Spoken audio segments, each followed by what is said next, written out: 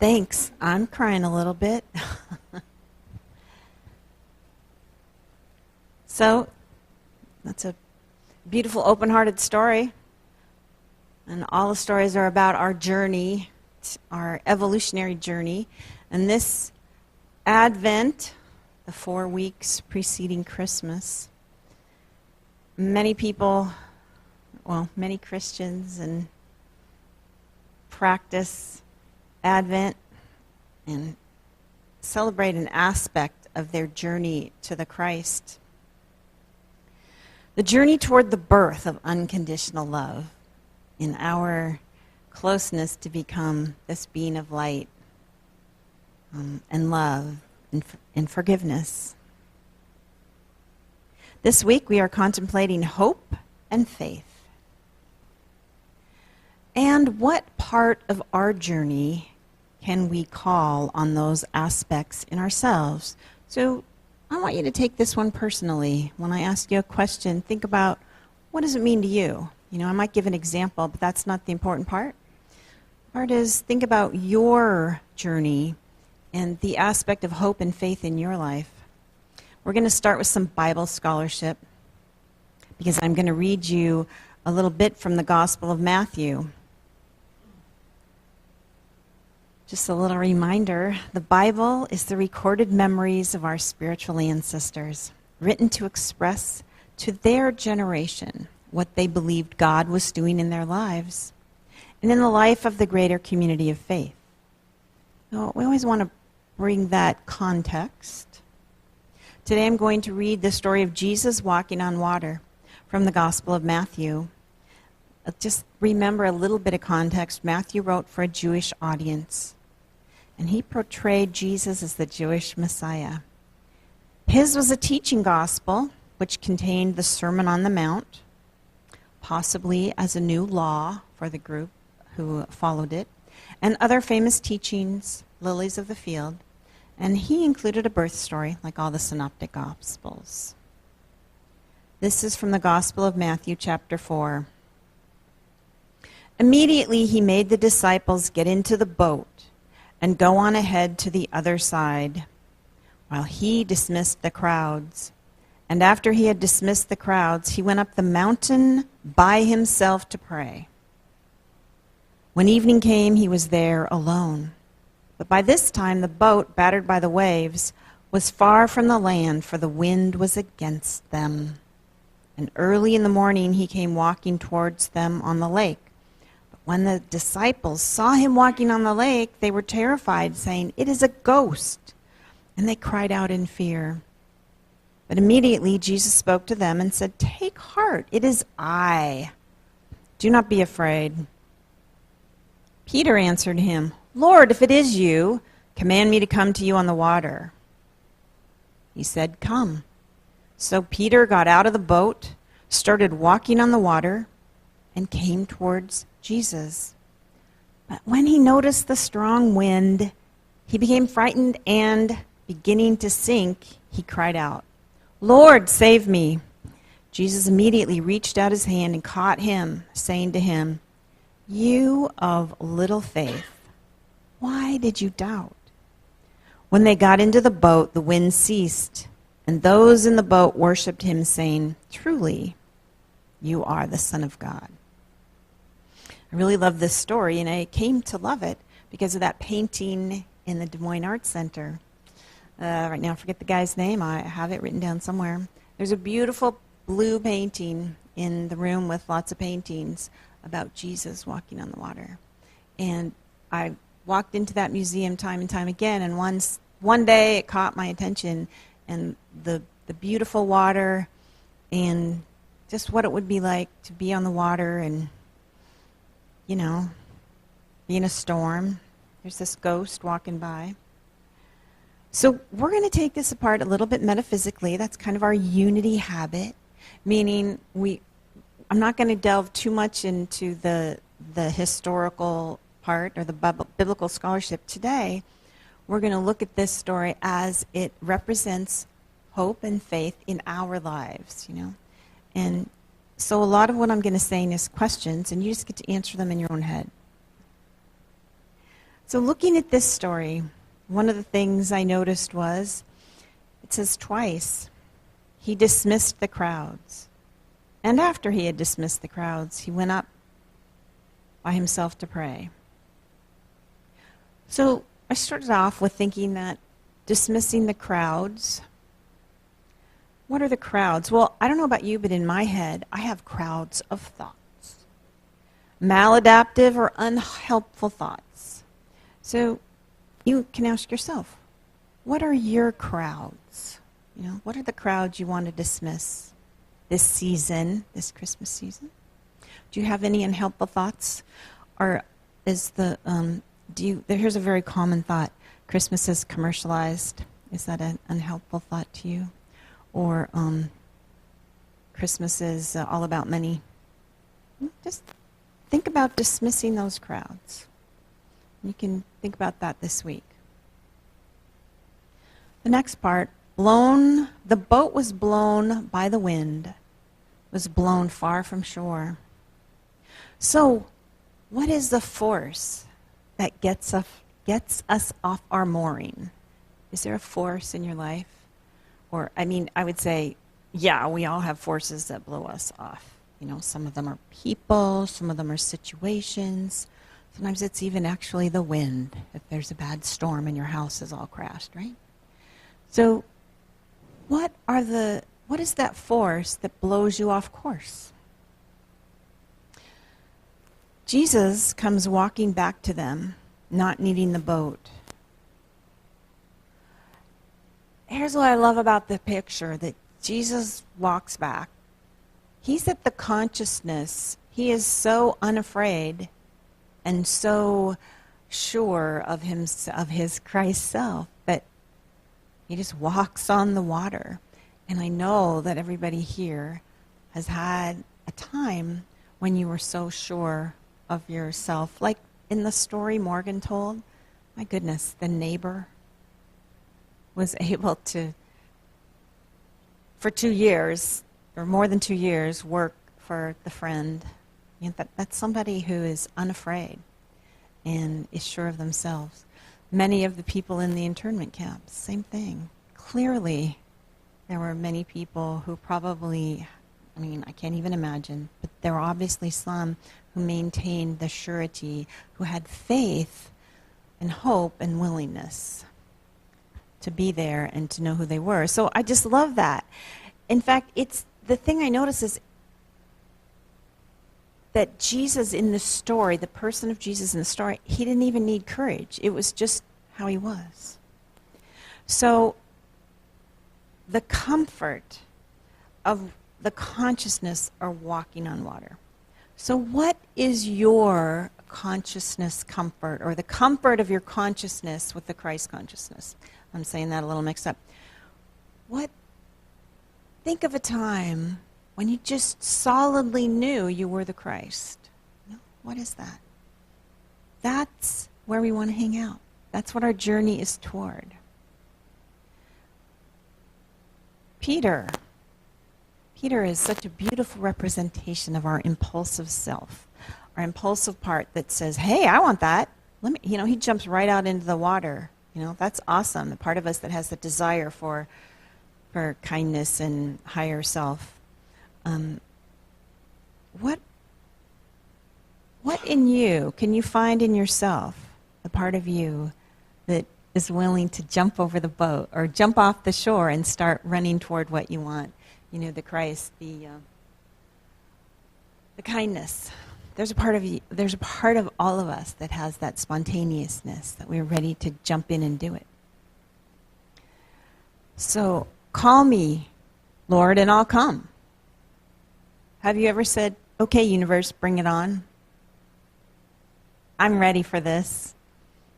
And you probably have had the experience, like I have too, of sinking into the water, like, okay, I'm ready, and then, oops. And you're like, hey, Jesus, come here. So Peter notices the wind and is afraid. And then Jesus reaches out. Jesus is the living example of our higher self, the force that He's the living example of the higher self that is the answer to the forces that get us off our mooring. So, what are your living examples of your higher self? For me right now today, I'm taking it as that neighbor in that story.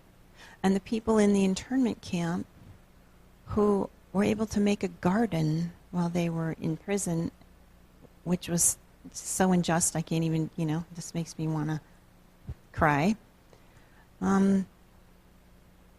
So there are real people who also embody the Christ for us, including ourselves, including the person who gives us kindness, the people in our family. Think of who some of those people are for you. One of them for me is Pema Chodron. And I want to read one teaching from her because it applies to this idea of faith so much. Here's what she says from her book, When Things Fall Apart. Fear is a universal experience. Even the smallest insect feels it. We wade in the tidal pools and put our finger near the soft, open bodies of sea anemones, and they close up. Everything spontaneously does that. It's not a terrible thing that we feel fear when faced with the unknown. It's part of being alive, something we all share. We react against the possibility of loneliness, of death, of not having anything to hold on to. Fear is a natural reaction to moving closer to the truth. If we commit ourselves to staying right where we are, then our experience becomes very vivid. Things become very clear when there is nowhere to escape. So for me, Pema's teaching becomes an example of higher consciousness as well as the way. Okay? It's an example, and it's also the answer. If we commit ourselves to staying right where we are, then our experience becomes very vivid. Things become very clear when there is nowhere to escape. What are you going to do when you're walking on the water like Peter and you start to sink? Well, believe it or not, that's the time to stop, pause for a minute, and be right where you are. To let whatever is coming up come up, whatever the fear is, and face it, feel it, be with the moment. That is actually the answer from all of the spiritual teachers, and Jesus too. Jesus was that consciousness of someone who could just walk in the water, but notice that the Bible writer threw in that example of Peter, right? So the example of Peter, excited, jumping out and sinking, is just as important as the example of Christ walking on the water. Because we're human. And most of us are more like Peter. We're excited and we start walking on the water and then we sink. And it's also awesome to be able to say, hey, Lord, help me, whatever that is. Whoever is your spiritual help, whatever your spiritual help is. The message is the answer. The answer is the message. And it'll be different for whatever your storm is, right? Or whatever your storm is. This is personal. It's going to be a different, you're going to react and you will have a different Christ and a different wind and a different thought than anybody else.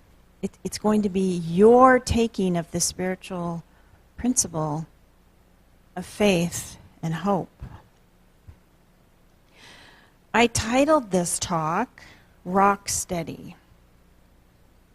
Faith is like a rock, faith is steady, but I really meant it to be a little bit of a pun, rock steady like a boat.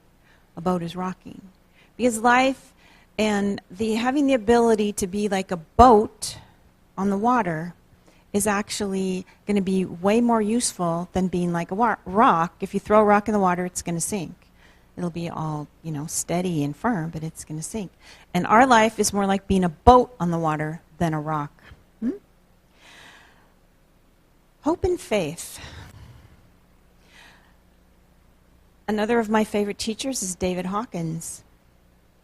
And he mentions that hope is along the consciousness of willingness. Willingness is a beautiful, beautiful consciousness. It's all about noticing where you are and showing up and just staying there. It's way beyond courage, actually. Showing up and staying where you are and dealing with it. I have to confess, personally, I have spent plenty of time in my life going unconscious and walking away from my fears. I know we all do. And the spiritual path is to say, that's okay, you did that, I understand it, and yet today we're going to try to stay here. Okay? I'm going to stay here today no matter what.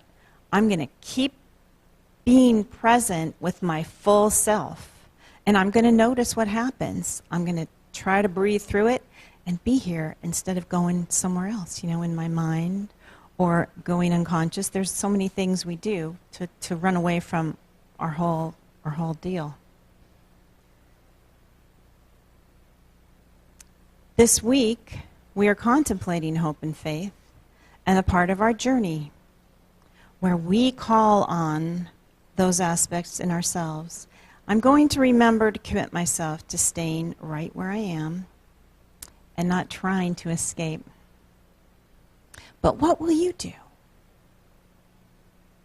There are unlimited examples of real people in the world and many metaphysical examples, including Jesus and the Bible. And I even know a few people in this room who are pretty good examples. So we're going to end this talk with lighting the first candle with our Advent ceremony. I'm going to ask Cindy to come up.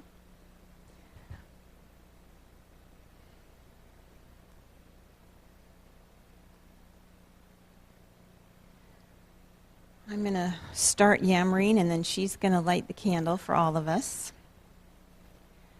Now, I do want to say that every year that the Sundays of Advent, the ones that we do are slightly different than the ones that Unity do, because for a while I was wanting to join in Advent with the greater Christian community.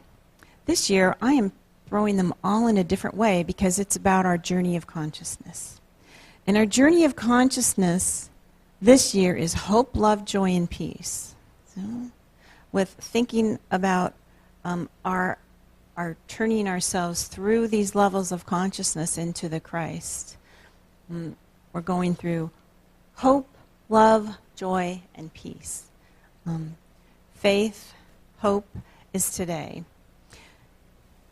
The Advent season, traditionally, is about preparedness, and we are spending the month directing our hearts and our minds to celebrating the birth of Christ in us, that Christ in us.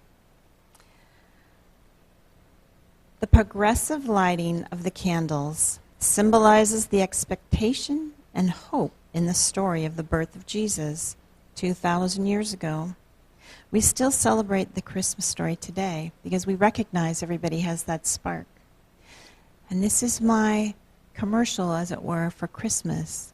No matter what there is about Christmas, however you celebrate it, even if you notice people are just celebrating Rudolph or Santa Claus, it's still about love and connection. It's still a time, whether you celebrate the birth of Jesus or you're an atheist and you celebrate the traditions that your family has for Christmas, it's still a time of celebrating the birth of the Christ in every person. So in the middle of this, I'm giving everybody an assignment to watch a Christmas movie this week. I don't care if it's Rudolph or what's a bad one. There's a bad Santa movie or any kind of movie, or the vacation, Christmas Vacation, or a classic like any of or the Christmas Story, any of those movies. Your assignment is to watch A Christmas Story and feel how that represents the Christ becoming whole in you. Okay? And I would like a book report, please.